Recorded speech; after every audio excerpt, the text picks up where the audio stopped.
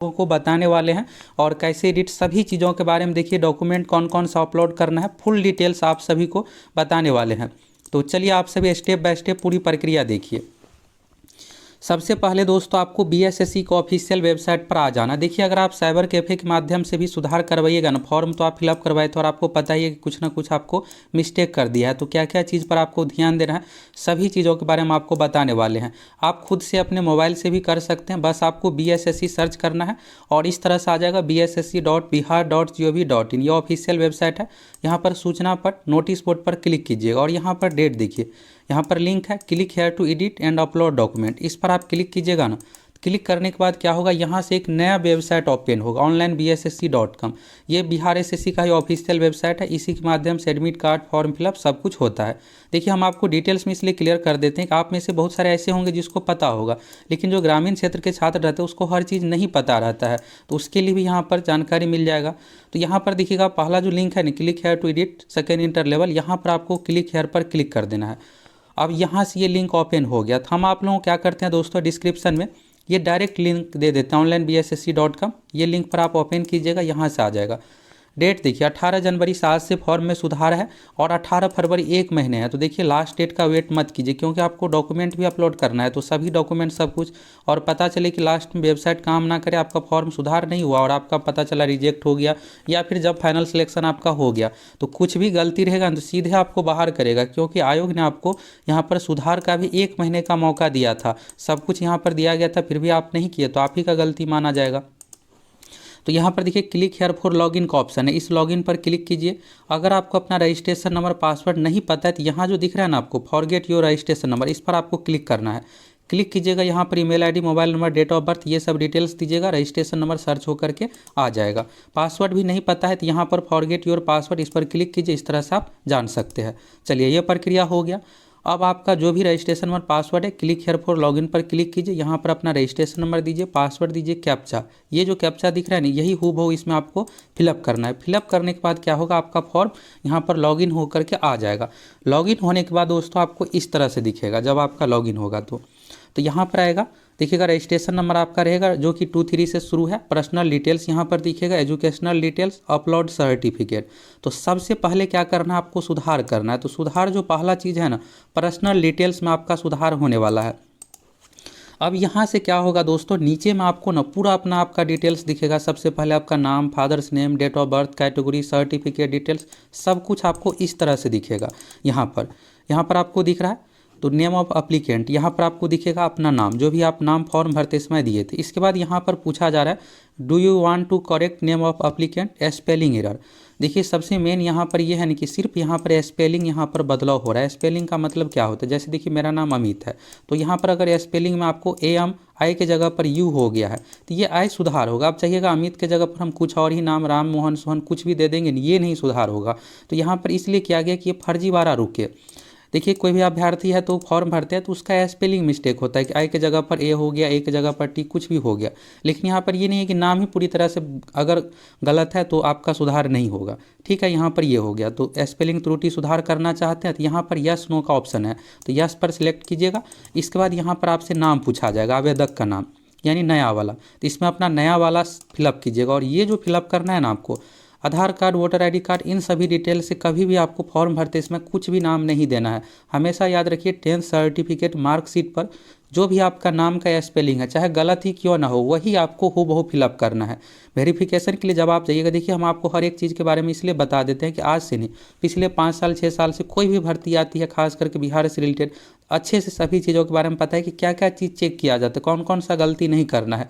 जब ये form fill up हो रहा था उस समय आप लोग अच्छे से बताए थे, लेकिन आप में से जो समझदार स्टूडेंट रहते, सीरियस रहते, वो तो वीडियो को देखते हैं कि सर जी के द्वारा दिया गया जानकारी बढ़िया रहता है, सब चीज़ क्लियर हो जाता है। लेकिन जो नए स्टूडेंट रहते नहीं पता रहता है कि कहाँ सही इन्फॉर्मेशन मिलता है, अगर आप नहीं देखे होंगे तो ये सब गलती हुआ होगा। अब आपको ऐसी गलती नहीं करना है, अच्छे से आप सभी सुधार कीजिए। यानी आपका 10th सर्टिफिकेट मार्कशीट पर जो भी आपका नाम है उस अनुसार यहाँ पर नेम ऑफ अप्लीकेंट में देना है, तो स्पेलिंग मिस्टेक यहाँ पर सुधार होगा। इसी तरह से फादर्स नेम का ऑप्शन है, अभी जो आप फिलअप किए हैं ये जो बोल्ड अक्षर में है ना, ये पहले वाला आपको दिखेगा जो भी है, और यहाँ पर आपको दिखेगा अभी वाला। सुधार करना चाहते तो यस पर सिलेक्ट कीजिए, इसके बाद इसमें पिता का नाम दीजिए। इसी तरह से मदर नेम हो गया, जेंडर देखिए आप यहाँ पर नाम हो गया, जेंडर, जेंडर मतलब मेल फीमेल, यहाँ पर ये सब मिस्टेक नहीं होना चाहिए। डेट ऑफ बर्थ में भी मिस्टेक नहीं होना चाहिए। जब आप वेरिफिकेशन के लिए जाइएगा तो इससे आपको दिक्कत होगा, ये कोई मामूली मिस्टेक यहाँ पर नहीं है। इसके बाद है बिहार राज्य का निवासी है तो यह सिलेक्ट कीजिएगा, ये सब डिटेल्स आएगा। स्थायी निवास प्रमाण पत्र जारी करने की तिथि ये सब में यहाँ पर हो गया। प्राधिकार का नाम, यानी ये सर्टिफिकेट आप कहाँ से बनाए थे निवास प्रमाण पत्र, तो ये देखिए अभी के समय में आरओ से बनता है, ये रेवेन्यू ऑफिसर के माध्यम से ये निर्गत होता है। और इससे ऊपर देखिएगा तो इससे ऊपर होता है एसडीएम, यानी एसडीओ से हो गया, फिर इसके बाद डीएम। तो अगर आप आरओ तक भी बना के दिए हैं तो कोई दिक्कत नहीं, यानी ब्लॉक तक भी बना हुआ है तो कोई दिक्कत नहीं है। बस ये ध्यान रखना है कि आपका एनसीएल होना चाहिए, जाति प्रमाण पत्र नहीं होना चाहिए। अगर आप बीसी बीसी कैटेगरी से आते हैं तो बीसी बीसी वालों को जो मांगा जाता है दोस्तों एनसीएल नॉन क्रीमिलियर प्रमाण पत्र मांगा जाता है। और आप ईडब्ल्यूएस से हैं तो ईडब्ल्यूएस प्रमाण पत्र आपको देना है। जनरल से संबंधित ईडब्ल्यूएस हो गया, बीसी बीसी। और एससी एसटी वालों का एनसीएल ईडब्ल्यूएस ये नहीं होता, बस यहाँ पर जाति प्रमाण पत्र ही एससी एसटी कैटेगरी के लिए चाहिए। तो ये हो गया बीसी बीसी वालों के लिए एनसीएल आपको देना है। अब आप सोच रहे हो कि क्या अभी वाला बना के देना, नहीं, फॉर्म भरने की जो अंतिम तिथि था उसी तिथि के पहले का आपके पास डॉक्यूमेंट होना चाहिए। अभी वाला कोई भी डॉक्यूमेंट यहाँ पर नहीं लगेगा। कैटेगरी हो गया, ये सब देख लीजिएगा। इसके बाद है क्रीमिलियर रहित से संबंधित नॉन क्रीमिलियर वालों, अगर आप बीसी बीसी साथ हैं, अगर आपके पिताजी माताजी मिलाकर फैमिली का इनकम 8 लाख से कम है, एनसीएल दीजिएगा। एनसीएल अगर आप दीजिएगा तभी आपको आरक्षण का लाभ मिलेगा, नहीं देने पर आपको जनरल कैटेगरी में रखा जाएगा। इसके बाद फिर मांगा जा रहा है पीडब्ल्यूडी दिव्यांग से संबंधित हो गया। दिव्यांगता प्रतिशत जो भी है 40% से ऊपर वालों को सरकारी नौकरी में यहाँ पर आरक्षण का लाभ दिया जाता है। इसके बाद है बिहार सरकार संविदा कर्मचारी संबंधित हो गया। इंटर स्तरीय परीक्षा का प्रयास, email ID, date of birth, ये सब हो गया। डेट ऑफ बर्थ में अगर सुधार है तो यहाँ पर आपको यस सिलेक्ट करके देखना है। क्या आप जन्म तिथि में त्रुटि का सुधार करना चाहते हैं? यस। जन्म तिथि में देखिएगा तो यहाँ पर वर्ष सुधार नहीं होगा। अगर मान लीजिए आपका 1990 है डेट ऑफ बर्थ, तो ये 90 सुधार नहीं होगा, सिर्फ दिन महीना सुधार होगा। आगे निर्देश आपको दिखाने वाले हैं। आधार कार्ड हो गया, आधार कार्ड का details, ID proof number, identification marks, ये सब चीज़ें। इसके बाद नीचे में आपका एड्रेस आएगा, तो एड्रेस में भी आपको जो भी सुधार करना है यहाँ पर कॉलम में अपना सुधार कर लीजिएगा। करॉस्पॉन्डेंस एड्रेस है, पत्राचार का पता यानी वर्तमान पता हो गया। एक है परमानेंट एड्रेस, तो परमानेंट एड्रेस आवासीय प्रमाण पत्र जो भी आप डिटेल्स दिए उसमें देख करके वही हूबहू आपको फिलअप कर देना है। ये हो गया। फिर ये जब आपका हो गया ना प्रक्रिया, तो इसके बाद आपको सबमिट करना है। तो सबमिट करने के बाद आपका पर्सनल डिटेल सुधार हो गया। इसके बाद आएगा इसी तरह से एजुकेशनल डिटेल्स। एजुकेशनल डिटेल्स यानी 10th 12th कंप्यूटर सर्टिफिकेट, ये सब डिटेल्स। तो कुछ भी सुधार करना चाहते हैं सुधार कर सकते हैं। इसके बाद लास्ट चरण है अपलोड डॉक्यूमेंट। तो अपलोड डॉक्यूमेंट में आपको सीरियल से 10th 12th टाइपिंग सर्टिफिकेट सभी डॉक्यूमेंट अपलोड करना पड़ेगा। अपलोड करने के बाद सबमिट कीजिएगा। इसके बाद आपको प्रिंट अपना फॉर्म का सब कुछ निकाल करके रख लेना और ये आपका फॉर्म इस तरह से सुधार होगा।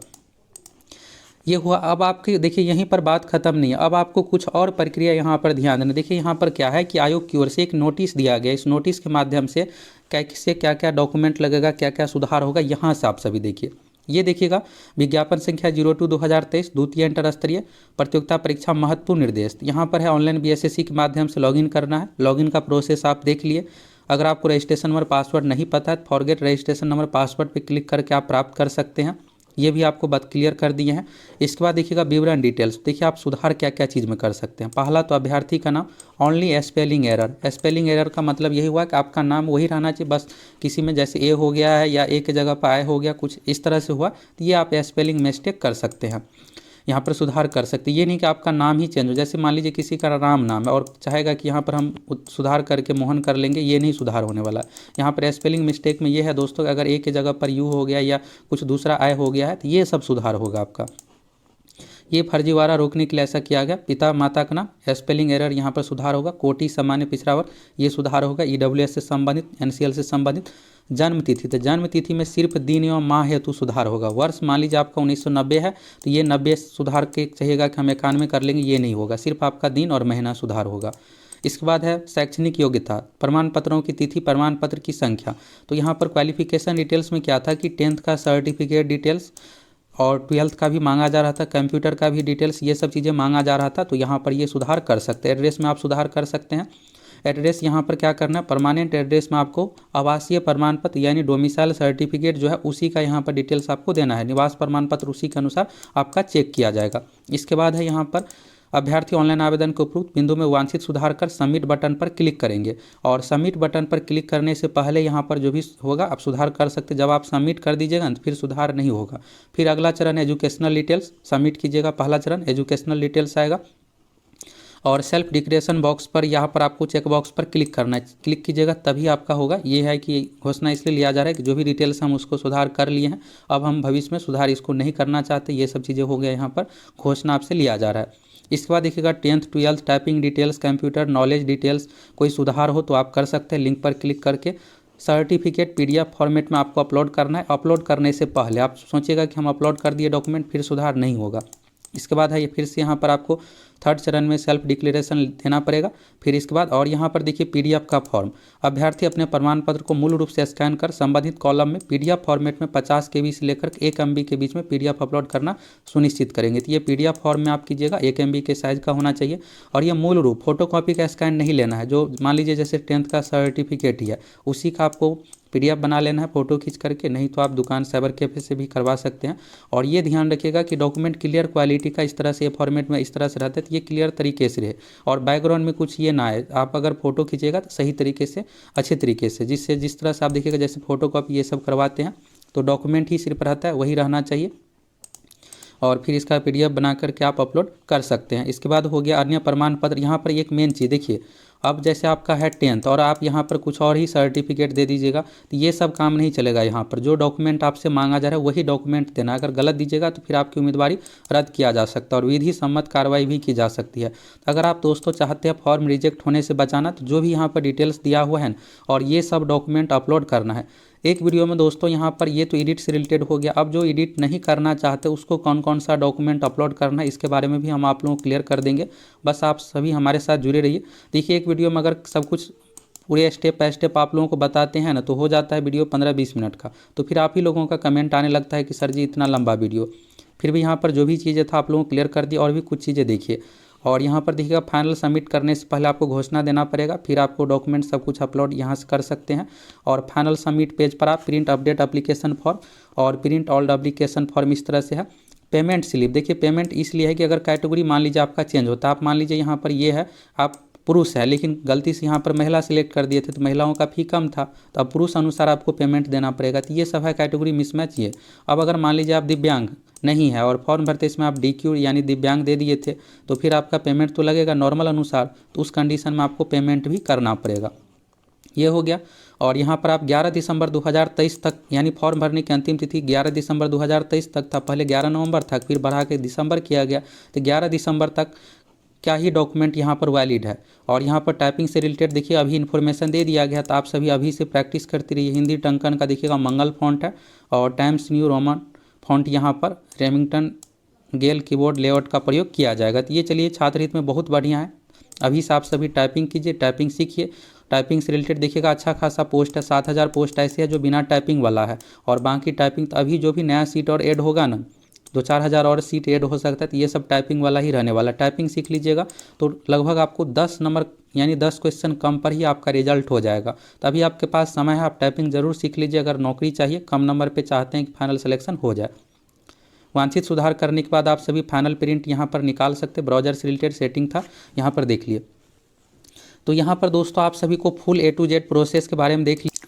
देखिए अगर आप वीडियो आधा अधूरा देखें ना तो एक बार आप पूरा देख लीजिए। आपको इसमें दोस्तों बिल्कुल भी गलती नहीं करना है। देखिए एक गलती के कारण से आप फाइनल सिलेक्शन से वंचित हो जाइएगा और इतने मेहनत करके आप तैयारी कर रहे हैं। और रही बात फुल तैयारी के लिए